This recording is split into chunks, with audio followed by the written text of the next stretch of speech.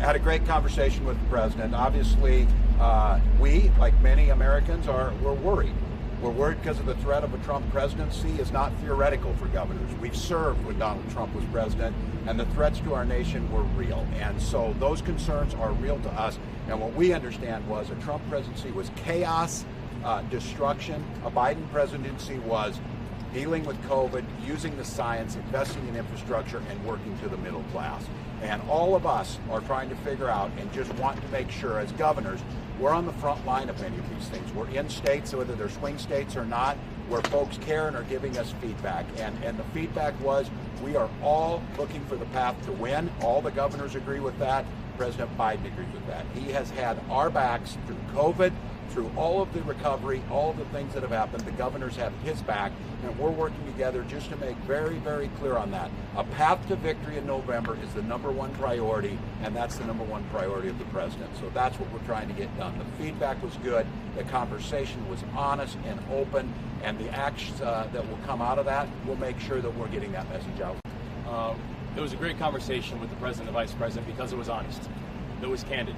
I think that we always believe that when you love someone, you tell them the truth.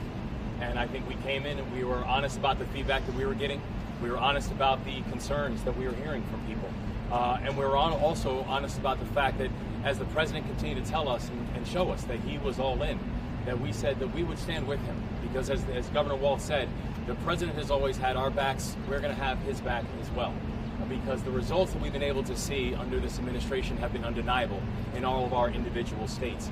But the thing that makes us most optimistic and most hopeful is not necessarily that we're afraid of an alternative, but also is that we're hopeful for the future. And so we know we have work to do. We know that as we're standing right here, we're behind. But we also know that that path to be able to make sure that we can pull ahead in November is real, and it's going to take all of us in order to make it happen and to make it work.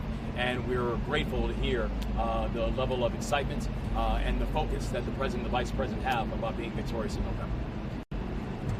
Thank you. Representing states like New York and all across America, we came together tonight to listen to President Biden tell us, in his own words, what his plans were. I'm here to tell you today, President Joe Biden is in it to win it. And all of us said we pledged our support to him because the stakes could not be higher. On the eve of the 4th of July celebration, we talk about how we transition under a monarchy and a tyranny that our founding fathers fought against, that we risk right now descending back into that very same place. We will stand with the president as we fight that force being Donald Trump.